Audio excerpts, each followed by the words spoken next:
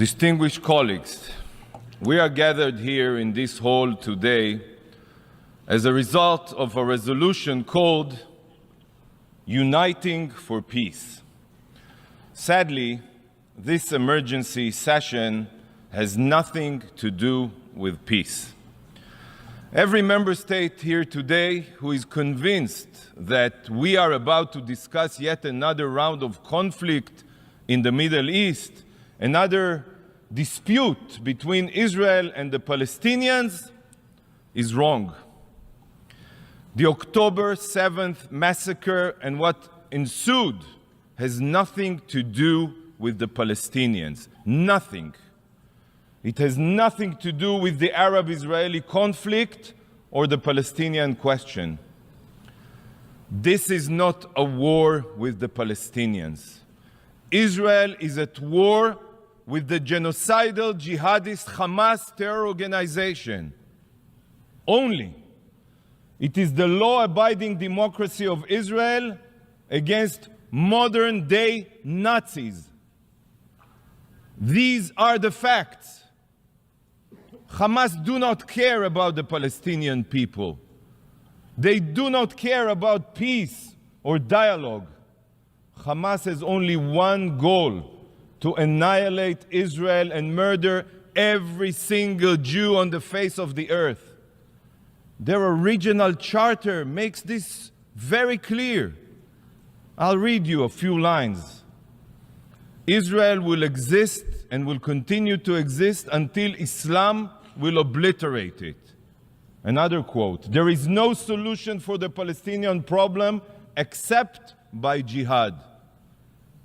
Another quote: the day of judgment will not come about until Muslims fight Jews and kill them.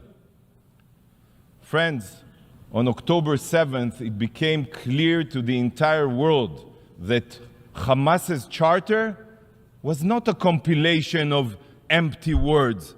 It was an action plan. An action plan. Imagine a bright sunny day. Clear skies, music in the air, young people are dancing, a rave, a concert for peace. Yes, for peace. It is early morning on the holy Sabbath. The sun is just risen to mark a new day. It is also a festive Jewish high holiday, Simchat Torah. Simchat Torah means the joy of the Torah, where we celebrate the book of books, our holy Bible. And then, in one split second, this idyllic Eden became hell on earth. The peaceful morning air was pierced with the wail of rocket sirens. Thousands, I'm telling you, thousands of Hamas mortars and rockets rained down indiscriminately on many Israeli cities and villages.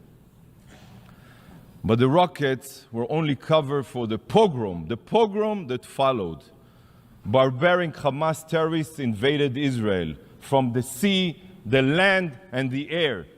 They came with one purpose only: to savagely murder every living thing they encountered. Hamas Nazi murders went from house to house with hit lists. A thoroughly planned, willful, premeditated attack. They brutally murdered civilians in their beds. They drove pickup trucks with machine guns. Yes, we all remember, just like ISIS, and fired blindly at hundreds of young people at a concert. 300 were burned alive or butchered in that concert. Much of what remained were clumps of flesh and bloody limbs. Parents had to bring their children's toothbrushes for DNA so they could figure out whose limb belonged to who.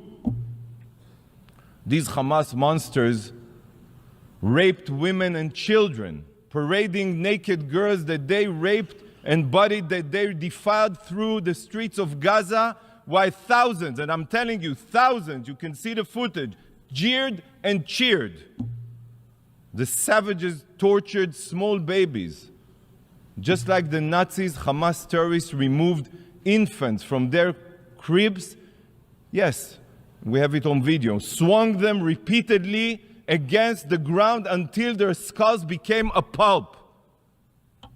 Children were murdered in front of their parents, and parents in front of their children. I've seen a video of a terrorist filmed by himself, who tossed a grenade into a bomb shelter with a father and his two young boys inside. The father was killed instantly, and the two boys ran out of the shelter screaming that their father is dead and that they want to be dead too. All this is occurring, believe it or not, as the monster who murdered their father calmly helps himself to the contents of the family's fridge. Yes, no horror movie compares to the pure brutality that Hamas carried out. No, none.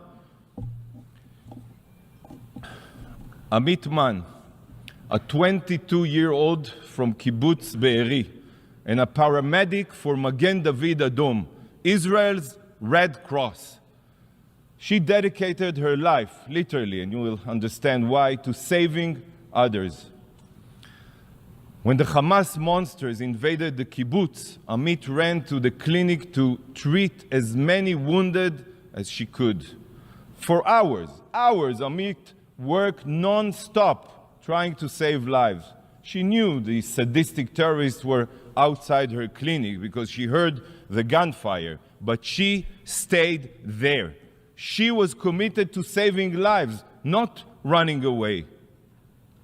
Finally, the terrorists burst into her clinic and put a bullet through her brain.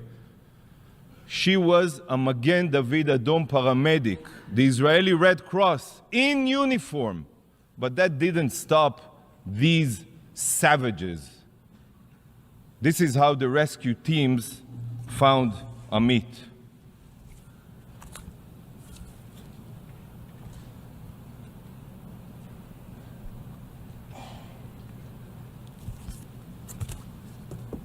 Ambulances were set on fire.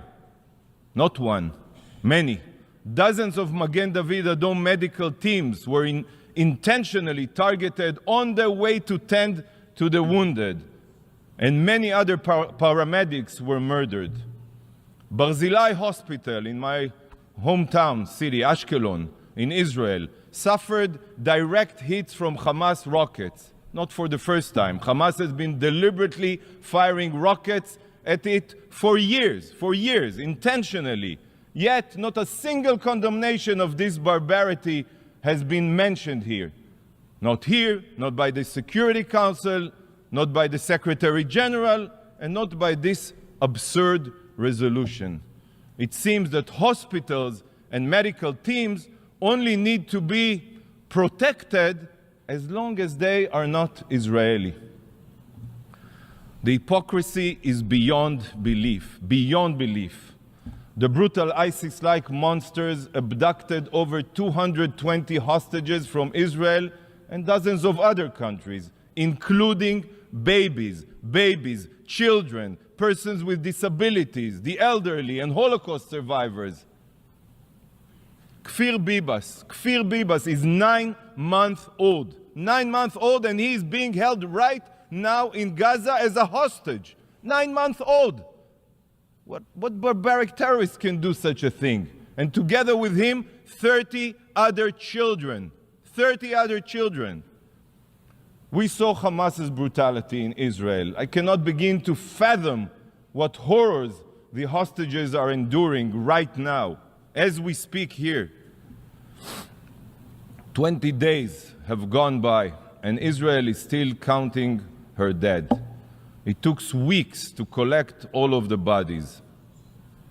Some bodies are burnt like pieces of coal. It is almost impossible to identify them. Countless burned bodies have been found with ash in their throats, meaning they were still alive when lit on fire, intentionally, by the Hamas terrorists. A clump of charred human remains that was burned beyond recognition was found. At first, The medical personnel couldn't figure out what they were looking at.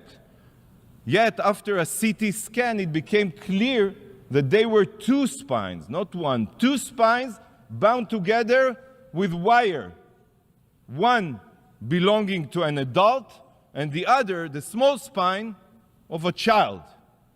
So just try to imagine that parents feeling as they and their child were burning alive. The painful screaming of the love of their life was the last thing they heard, the last thing.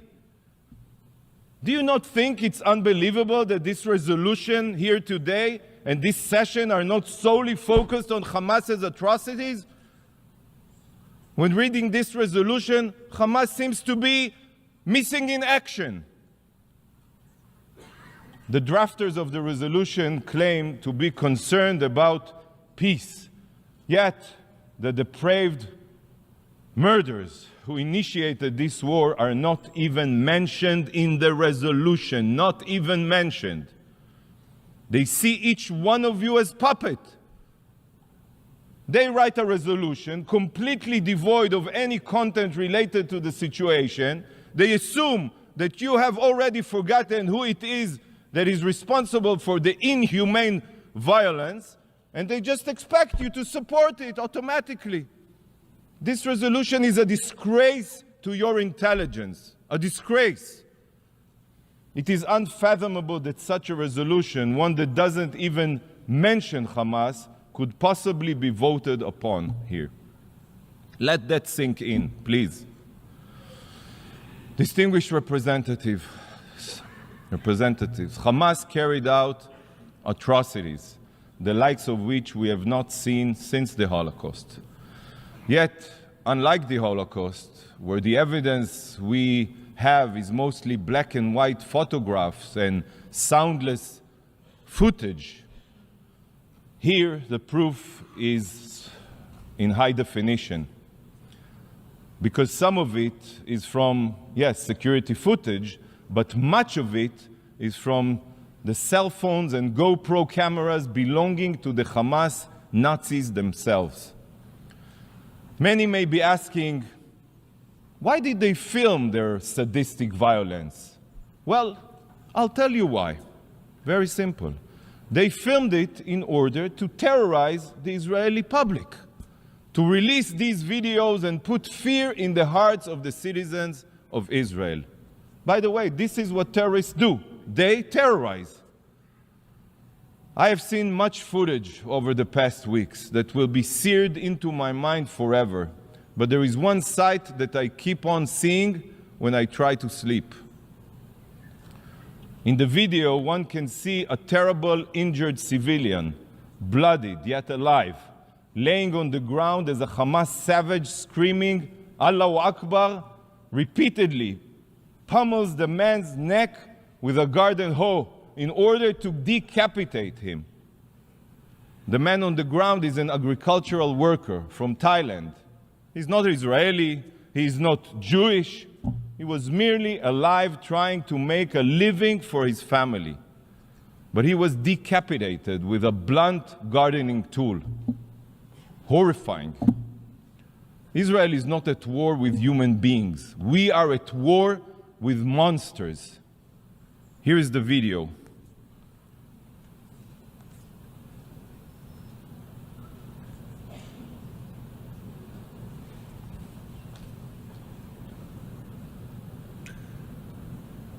بس هات سكينة هات سكينة هات سكينة هات سكينة هات أنا بالله عليك بالله عليك أنا بالله عليك الله أكبر هات أنا الثاني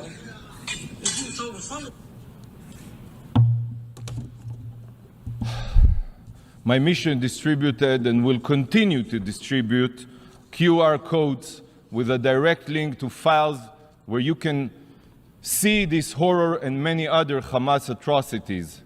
What you see here are not pictures from Auschwitz, but Israelis raped, butchered, and burned alive.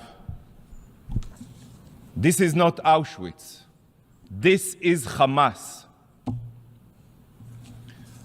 There are no words in the English language, in any language, to describe the evil that we all just witnessed. And the reason it is not describable is because it has no place among humankind. Over 1,400 have been slaughtered, 1,000 injured, and over 220 hostages are being held right now by Hamas ISIS terrorists. To say that this is Israel's 9/11 would be an understatement. Proportionally, the death toll of this atrocity is 15 times bigger than 9/11. By the way, our enemies are not 7,000 miles away, they are 7,000 feet away, in our own backyard. So for this reason, Israel's mission is to eradicate this evil from the earth. Eradicate. ISIS was the Islamic State of Iraq and Syria, and Hamas is the Islamic State of Gaza.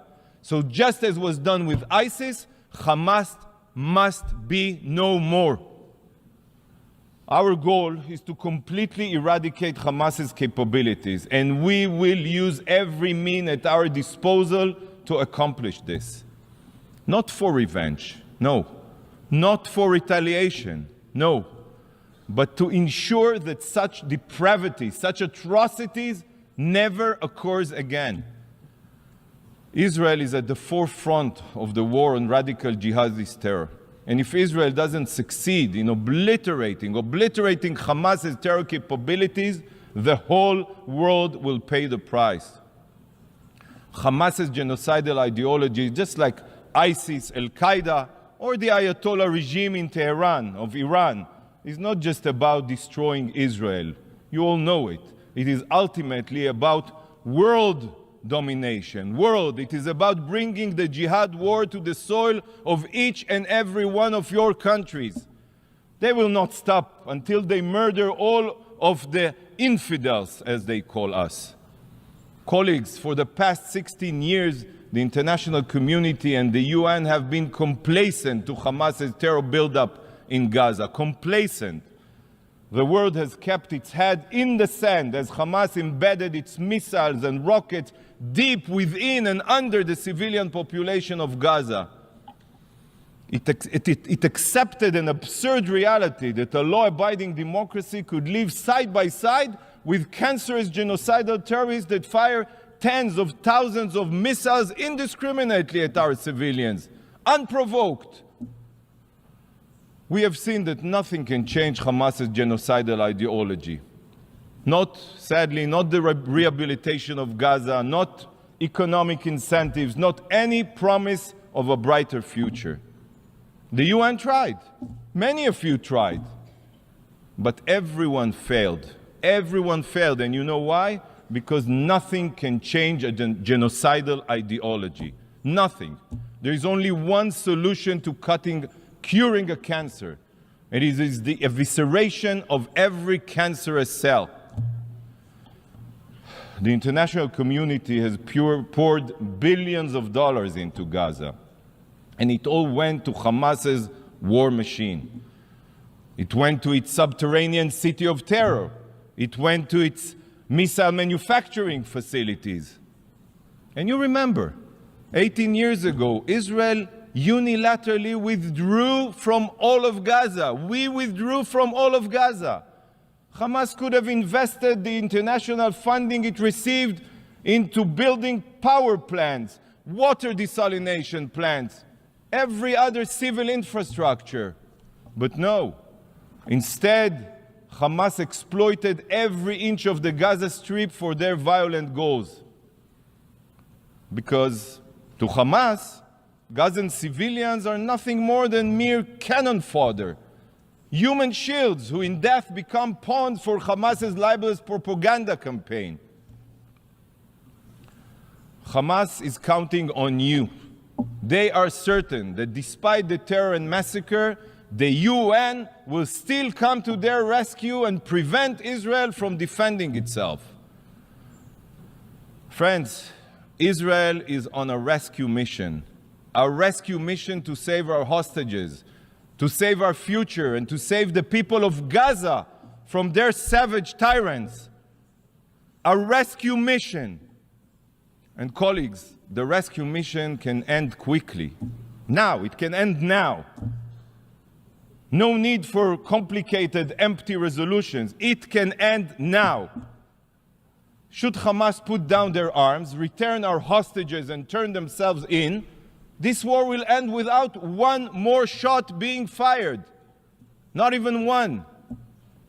Why do you not unite and call on Hamas to do this? If the drafters of this resolution truly want peace, if they truly want an immediate solution, then why do they not demand this of Hamas? Instead, this resolution does the exact opposite of finding a solution. The exact opposite. Rather than promoting peace, it only ensures more violence. It should be called uniting for terror, not uniting for peace. Israel has been attacked and continues to be attacked. This is a fact right now in the south from Hamas and in the north from Hezbollah. Meanwhile, the resolution calls for an immediate ceasefire. A ceasefire means giving Hamas time to rearm itself so they can massacre us again. This is not speculation. They will do so. You all know this.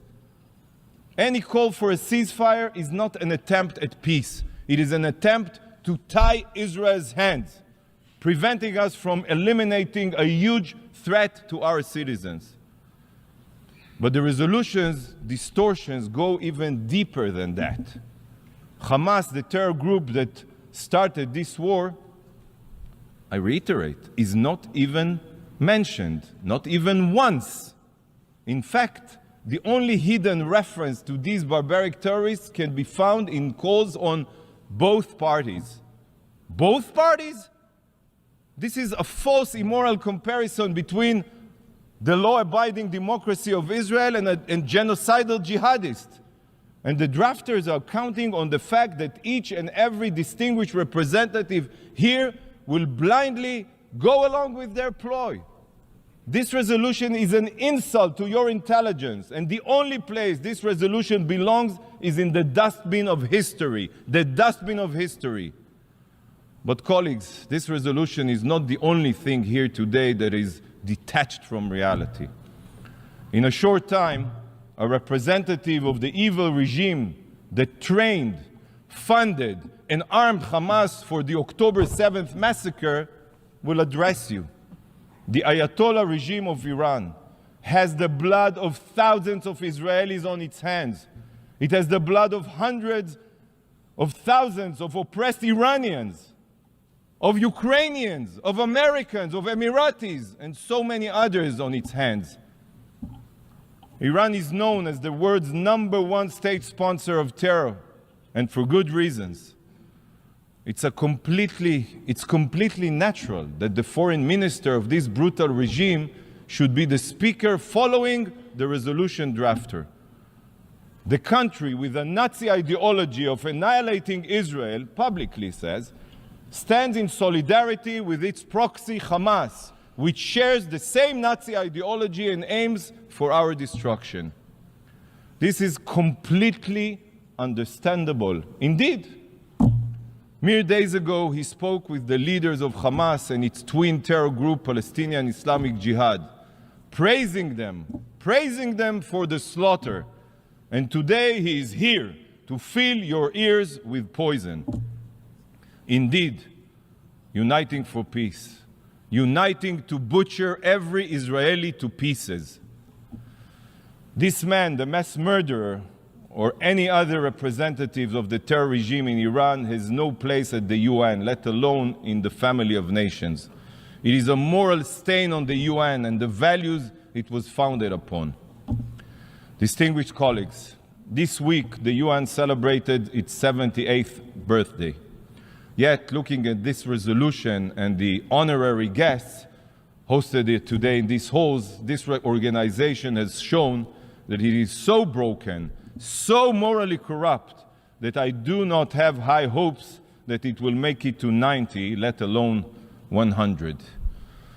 I'm just a realist. Today serves as the clearest proof that this body is bleeding its relevance, legitimacy, and justification. What we are witnessing today is a desecration of what the UN was meant to be. Following the horrors of the Holocaust, this institution was established to prevent atrocities from repeating themselves. Yet, in these very halls, we have perpetrators of the most grotesque human rights violations and crimes against humanity who also exploit their power and so-called members of the family of nations only to single out law-abiding democracies such as Israel. If this organization wants to maintain any shred of legitimacy, it is imperative that you, please, distinguished representatives, no longer play along with this farce of anti-Israel double standards. Vote against this biased resolution. Stand on the right side of history. Don't stand with the genocidal jihadists committed to your destruction. Rise above internal political considerations and do what is moral and right. Mr. President, Israel will not stop fighting for the truth, even if we remain the sole voice of reason in these halls. Israel will continue combating the genocidal terrorists committed to our destruction.